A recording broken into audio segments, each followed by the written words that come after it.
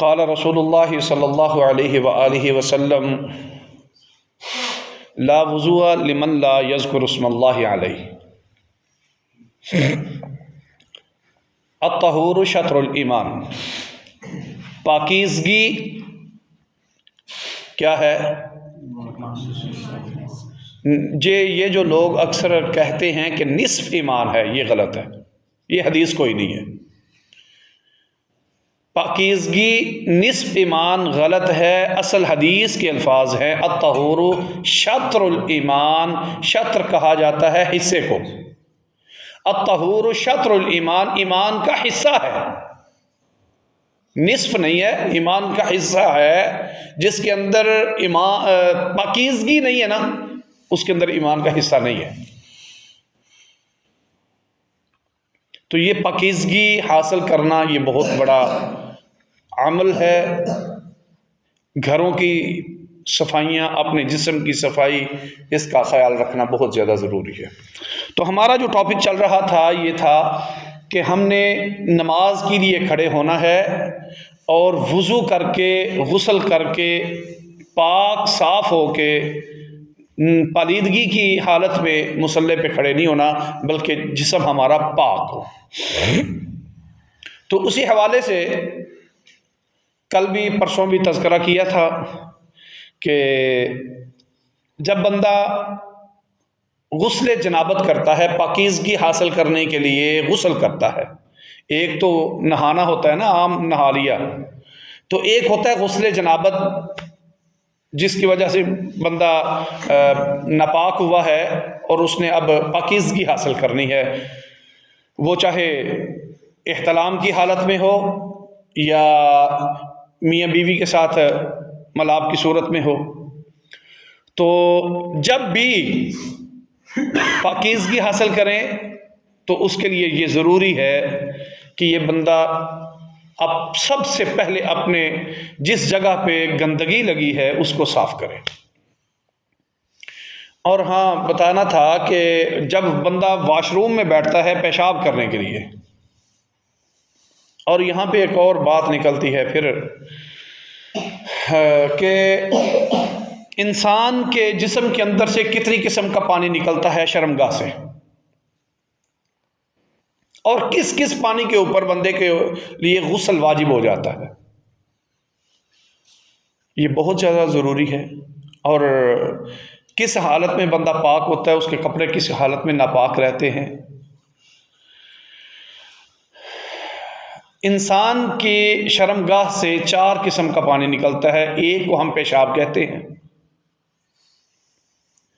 दूसरे को हम मज़ी कहते हैं, एक तीसरे को हम वदी कहते हैं, चौथे को हम मनी कहते हैं। जब पेशाब किया, वुज़ू टूट गया, दोबारा वुज़ू कर ले। जब इंसान पेशाब करने के बाद,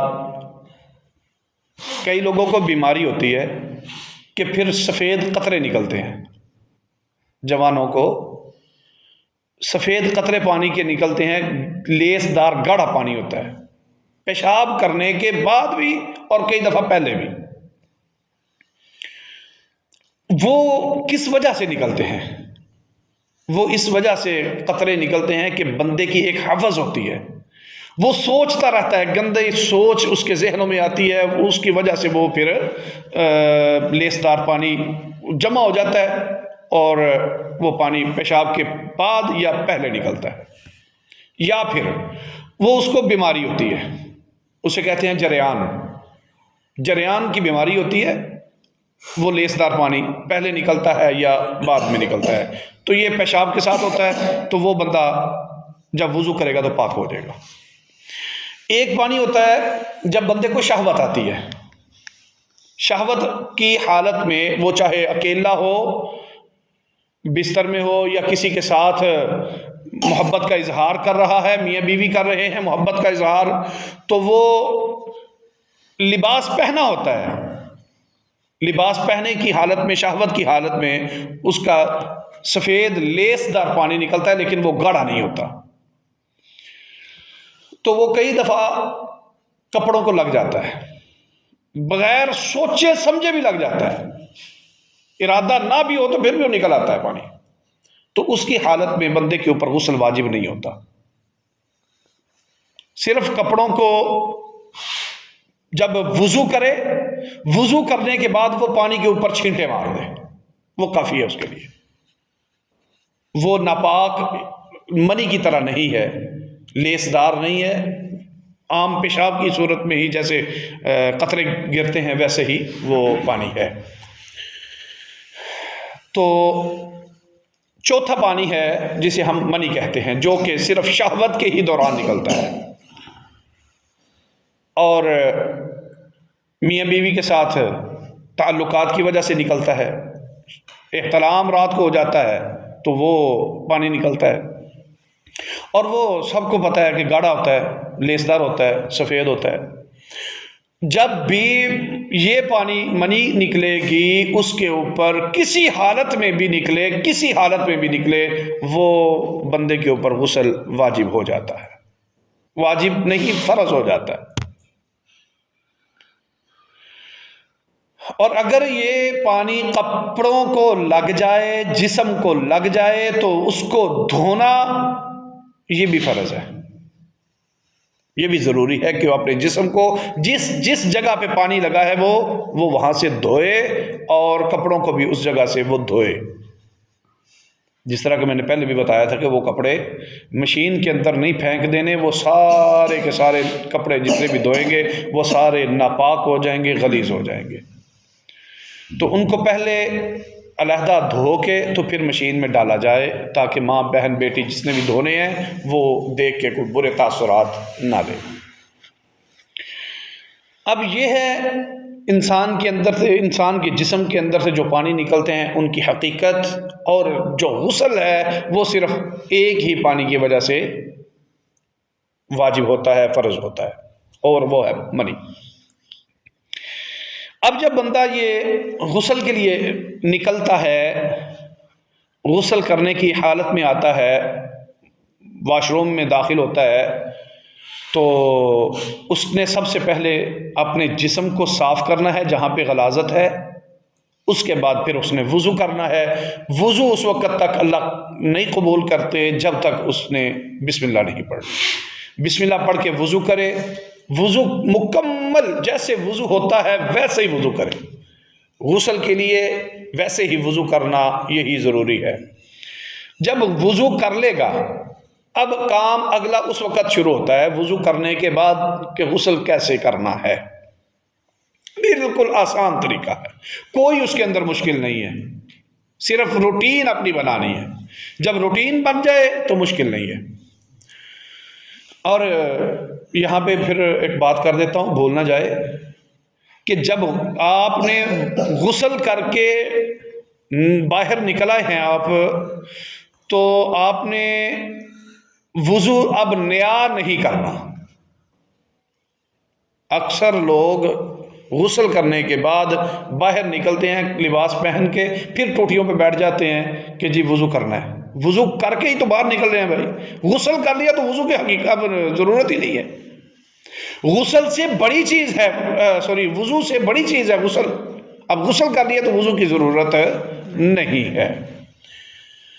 और यहाँ पे एक और बात कर दूँ कि कुछ लोगों का ये भी अकीदा, ये भी मानना है कि जब बंदा गुस्ल कर रहा हो तो उसका वुज़ू टूट जाता है। लोगों का ये मानना है, शरीयत नहीं ये कहती। गुस्ल के दौरान वुज़ू नहीं टूटता। सवाल किया जाए कि क्यों जी, किस वजह से वुज़ू टूट जाता है? वो कहते हैं कि जी हाथ शर्मगाह को लग जाते हैं। तो जब हाथ शर्मगाह को लग जाएं तो वुज़ू टूट जाता है। मेरे महबूब पैगम्बर अलैहिस्सलातु वस्सलाम ने फरमाया कि ये शर्मगाह भी तुम्हारे जिस्म का एक हिस्सा है। जैसे दूसरे जिस्म के हिस्से हैं वैसे ये भी एक हिस्सा है। तो इस हिस्से को भी हाथ लगने से वुज़ू नहीं टूटता, इल्ला ये कि आप शहवत की हालत में लगाए। वुज़ू किया हुआ है और वुज़ू करने के बाद फिर बंदे ने शहवत आ गई है और नंगे जिस्म के ऊपर अपने शर्मगाह को हाथ लगा रहा है, तो ये गलत है। शहवत की हालत में अपने जिस्म को शर्मगाह को हाथ ना लगाएं। वैसे वज़ू के दौरान, गुस्ल के दौरान अगर हाथ लग जाए तो इसकी कोई ममानत नहीं है, वज़ू नहीं टूटता। वही वज़ू आपका गुस्ल वाला नमाज के लिए काफ़ी है। अब बंदा गुस्ल शुरू करता है, वज़ू कर लिया, वज़ू करने के बाद अगला जो सबसे पहला अमल है वो है अपने हाथ से पानी ले और सर के अंदर पानी एक दाईं साइड पे पहले डाले। इधर डाला पानी, यहां से मला, अच्छी तरह मला, फिर दूसरी बुक पानी के लिए चुल्लू पानी का लिया और बाईं साइड पे डाला, इसको मला। फिर तीसरा चुल्लू अपना पानी का बुक ली और हथेली में पानी लेके तो अपने ऊपर वाले सर में डाल के, ये 3 चुल्लू अपने सर में पानी डाल के उसने अपने सर को मलना है। बालों की जड़ों तक पानी जाना चाहिए, कोई बाल खुशक ना रह जाए। और यहाँ पे औरतें ये क्या करेंगी, उनके तो बाल बड़े बड़े होते हैं, मेंढियाँ होती हैं, क्या करें। रसूलुल्लाह सल्लल्लाहु अलैहि वसल्लम ने इरशाद फरमाया कि अगर उनके बाल इतने घने हैं तो वो भी ऐसे ही करें, आगे अपना तवक्कुल कर लें, अपनी जो है पुख्तगी कर लें, आगे मामला रब पर छोड़ दें। औरतों का और मर्दों का गुस्ल का तरीका एक ही तरीका है, इसके अंदर कोई दो राय नहीं है। सारे बाल ना खोले, सारे बाल उसने अगर गुत भी की हुई है ना तो नीचे से वो गुत खोलने की भी जरूरत नहीं है। अगर उसने बड़ी मुश्किल से गुत की हुई है, बेहतर तरीका यही है कि वो मुकम्मल बालों को धोए, बेहतर यही है। अगर वो बामरे मजबूरी, पानी की किल्लत है या किसी वजह से वो नहीं खोलना चाहती तो इसमें हरज भी नहीं है, सिर्फ बालों की जड़ों तक पानी पहुंचाना मकसद है। बेहतर हल यही है कि वो अपने सारे बालों को धोए, अच्छी तरह धोए, साबुन लगा के धोए। उसके बाद जब सर को धो लिया, 3 दफा चुल्लू पानी भर के सर को धो लिया, अब अगला मामला है कि आप अपनी दाईं साइड पे पहले पानी गिराएं। अगर शावर लगा हुआ है तो दाईं साइड पहले धो लें, अगर मग्गे से नहा रहे हैं तो दाईं साइड पे पहले पानी डालें, फिर उसके बाद बाईं साइड धोएं, सुम्मा साइरल जसद, फिर उसके बाद सारे जिस्म के ऊपर पानी डाल लें। आपका ये मुकम्मल गुस्ल हो चुका है। यही आसान सा तरीका है, इसको हर रोज करें। हर नहाने के लिए जब भी नहाए तो गुस्ल करके नहाए, इसकी फजीलत बहुत ज्यादा है। गुस्ल की बहुत ज्यादा फजीलत है, मतलब पाक साफ हो जाता है हर लिहाज से। वैसे भी नहाना है तो गुस्ल करके नहा ले, एक तो तरीका बार बार आता रहेगा और दूसरा अमल सुन्नत के मुताबिक होता रहेगा। जब गुस्ल कर लिया, अब अगला मामला कि बंदा वो खड़ा किस जगह पे है। क्या नीचे जिस जगह पे खड़ा है पानी खड़ा तो नहीं होता वहां पे?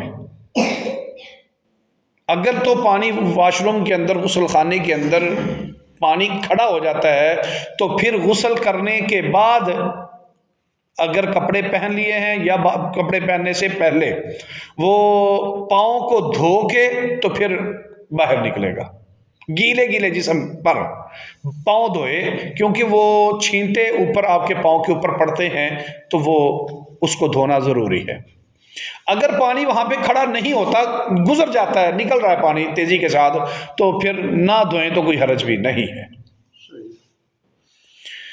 आपका ये गुस्ल भी हो गया और वुजू भी हो गया। अब इस हालत में जाके आप बगैर किसी रोक टोक के नमाज अदा कर सकते हैं। तो उसके बाद अगला वुजू कैसे करना है। वुजू के लिए ज़रूरी है कि आप सबसे पहले वॉशरूम वगैरह से फारिग होके, अच्छा वॉशरूम में जब आपने बैठना है तो अपनी टांग का झुकाव उल्टी साइड पे लेफ्ट साइड पे, बाईं साइड पे रखें, क्योंकि जो गुब्बारा है जिसे हम जिस जगह पे पेशाब का पानी जमा होता है उसे कहते हैं मसाना।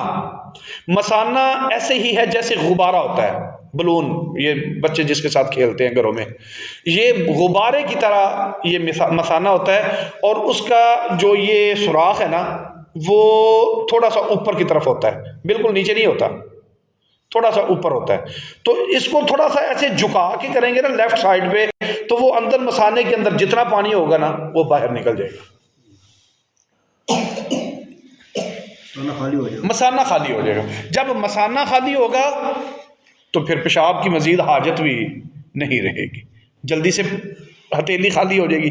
और जब आप वॉशरूम में बैठे हैं, गुस्ल पेशाब कर रहे हैं, तो अब आपने पेशाब मुकम्मल कर लिया, अब आपने धोना है, इस्तिंजा करना है, तो इसके लिए ये ज़रूरी होगा कि अपने नफस को पकड़ के झाड़े, चाहे वो आपने वटवानी करनी है या पानी के साथ उस इस्तिंजा करना है, नफस को पकड़ के झाड़ें, छिड़कें उसको, ताकि अंदर से कोई कतरा बाकी ना रह जाए। और बेहतर यह है कि ऊपर से पकड़ के नीचे की तरफ खींचे हल्का सा, ताकि अंदर से जो रह गए हैं कतरे वो भी बाहर निकल आए। ये है असल तरीका।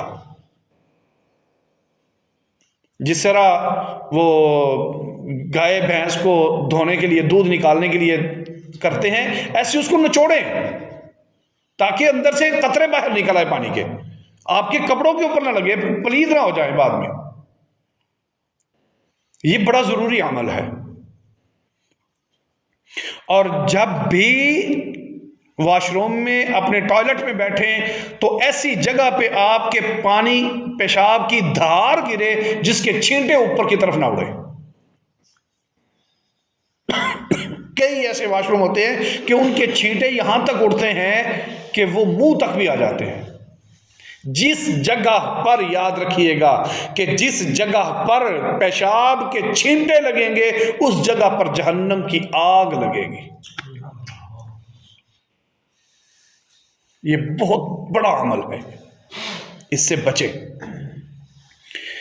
और जब बड़ा वॉशरूम करना है, यानी पखाना करना है, पखाने के लिए भी यही है कि अपनी क़ज़ाए हाजत को मुकम्मल करें। उसके अंदर भी ज़रा बराबर भी आपको हाजत बाद में महसूस ना हो कि अब नमाज के लिए जल्दी जल्दी आप उठ तो गए हैं तो अंदर जाके फिर हाजत हो रही है। अब आपकी नमाज की हालत में सोच ये है कि नमाज जल्दी ख़त्म हो, मैं जाऊं जाके वॉशरूम करूं। भाई ये नमाज नहीं होती। अगर पेशाब की हाजत आपको महसूस हो रही है और आप इस हालत में नमाज में खड़े हैं तो छोड़ दें नमाज, जाए पहले वॉशरूम से होके आए।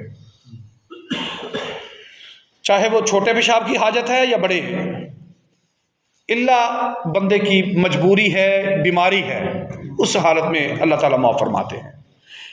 लेकिन अगर पेशाब की हाजत हो रही है तो नमाज नहीं होती जब तक कि उसका ये क़ज़ाए हाजत वाला मामला पूरा नहीं हो जाता।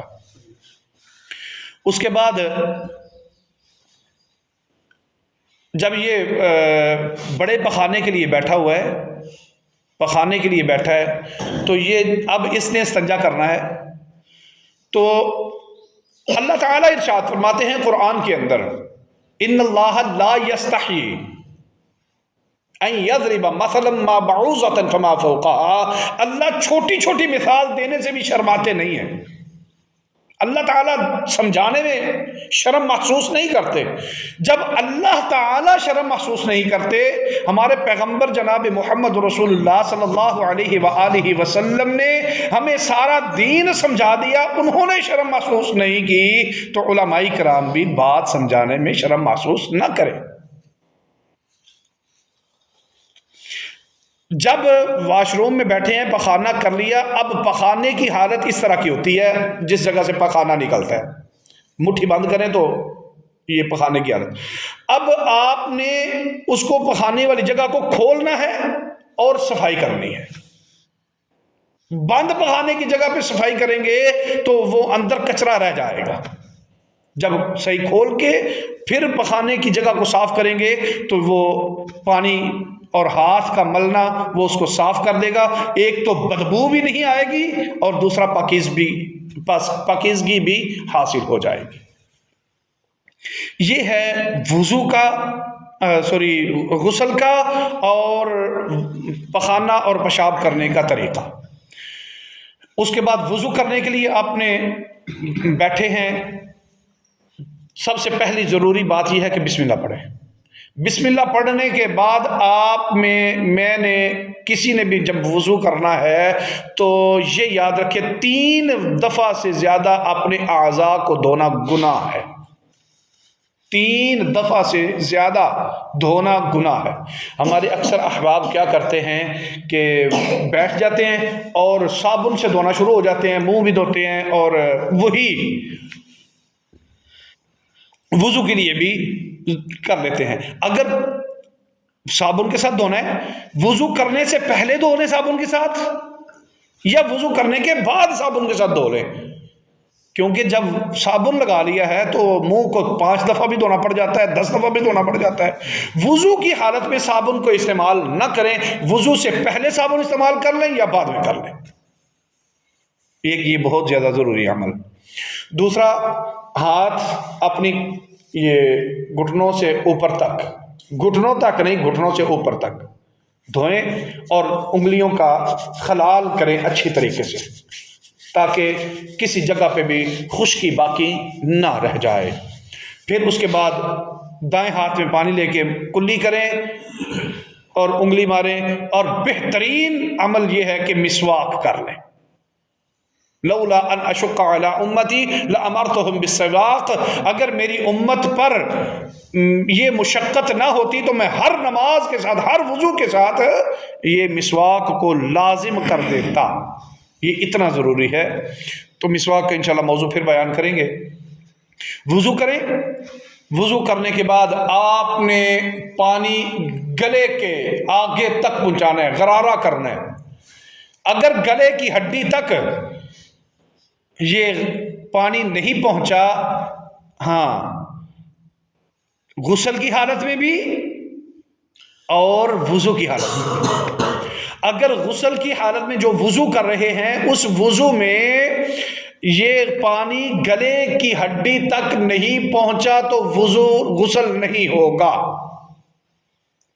और जब पानी नाक में चढ़ाना है तो नाक खैशूम तक पानी जाए, ऊपर तक, गोता जहां पे गोता आता है वहां तक पानी चढ़े। फिर नाक को झाड़ें और गरारा करें, थूक जो है अंदर उसको बाहर निकालें। अगर ऐसे अमल नहीं करेंगे तो वुज़ू नहीं होगा। उसके बाद फिर 3 दफ़ा मुंह धोना है, चेहरा धोना है। जिनकी दाढ़ी है वो दाढ़ी का खलाल करें, जिनकी दाढ़ी नहीं है वो ठोड़ी के नीचे तक, गर्दन तक अपना मुंह चेहरा धोएं। 3 दफ़ा धोना है, 3 दफ़ा से ज़्यादा नहीं धोना। और ये ठोड़ी के नीचे गर्दन के पास से जगह खुशक रह गई तो वुज़ू नहीं होगा। यहाँ कानों से लेके दूसरे कान तक, माथे से लेके गर्दन से ऊपर तक, ठोड़ी के नीचे तक ये सारा धोना है। फिर उसके बाद वुज़ू के लिए ये दायां बाजू ये धोना है। और अक्सर लोगों की ये जगह खुश्क रह जाती है कोहनी के पास, अंदर वाली साइड ये खुश्क रह जाती है, क्योंकि यहाँ पे हाथ नहीं मारते। ऐसे ऐसे किया, ऊपर से ऐसे ऐसे किया, अंदर से खुश्क रह जाती है। यहाँ पे ऊपर से पानी लग जाता है, अंदर से खुश्क रह जाती है। याद रखिएगा, जिस जगह पे वुज़ू का पानी नहीं लगेगा उस जगह पे जहन्नम की आग लगेगी। इतनी तसल्ली के साथ वुज़ू करें, कोहनी के ऊपर तक धोएं और ज़्यादा धो सकते हैं तो और ज़्यादा धो लें।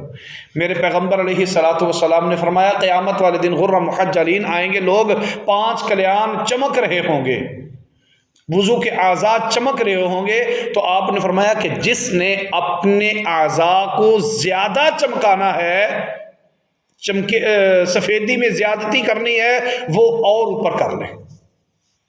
यानी इतना धोना फर्ज है। अगर यहां तक धो लेंगे तो जहां पे पानी चढ़ेगा उधर, जहां पे वुजू का पानी लगेगा वहां तक चमक आएगी।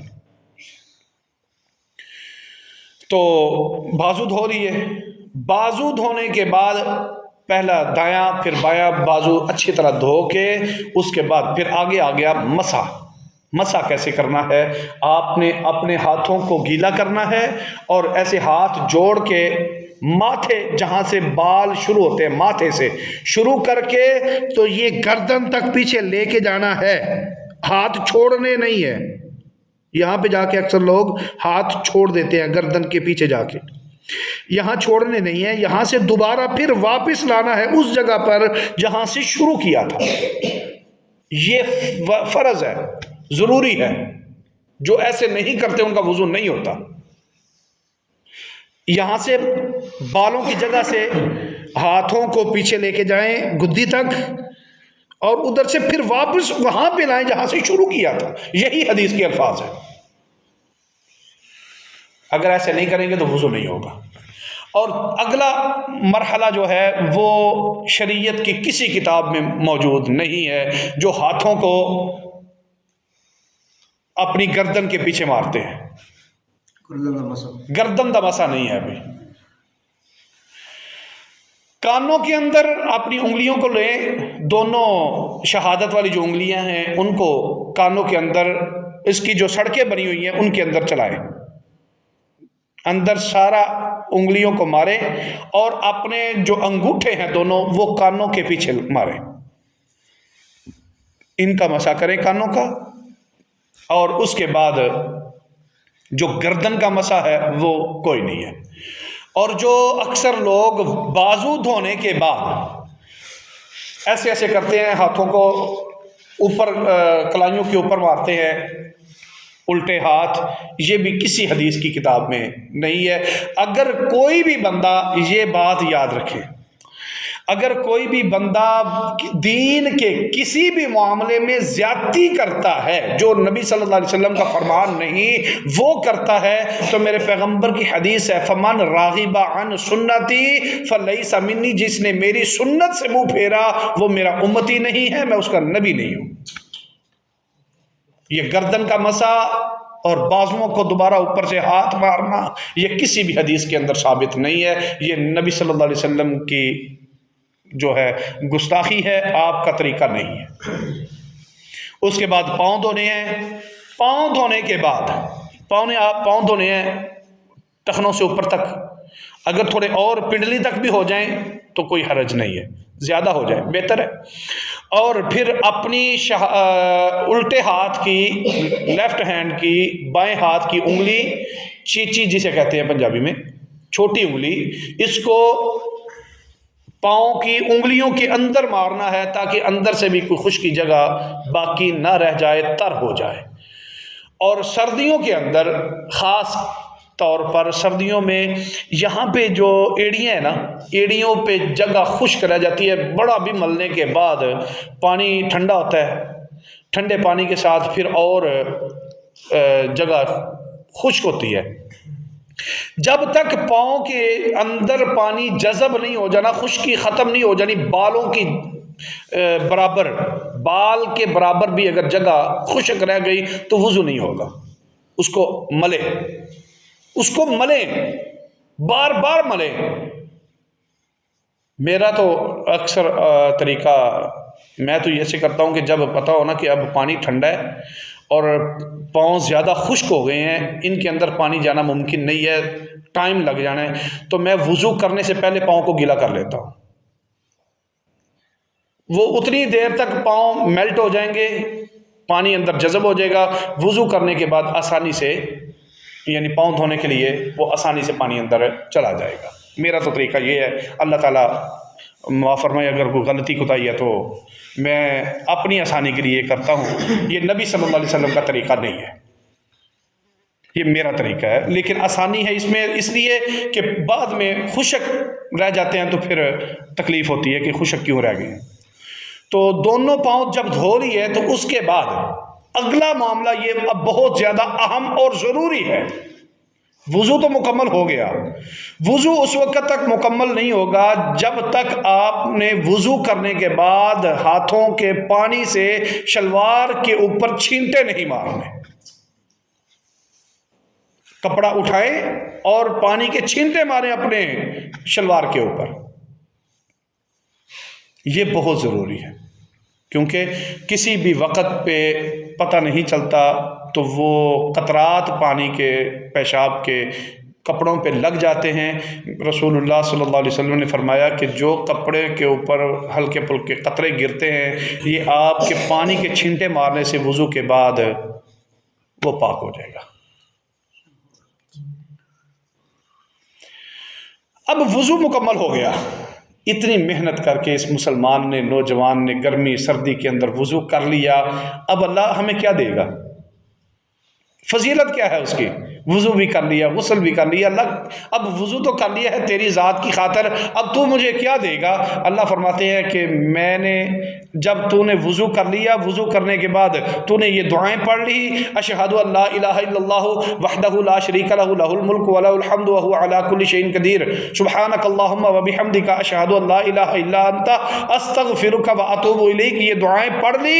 मेरे पैगम्बर अलैहिस्सलातु वस्सलाम ने इरशाद फरमाया कि उसके लिए जन्नत के 8 दरवाजे खोल दिए जाते हैं, जिससे दिल करता है दाखिल हो जा।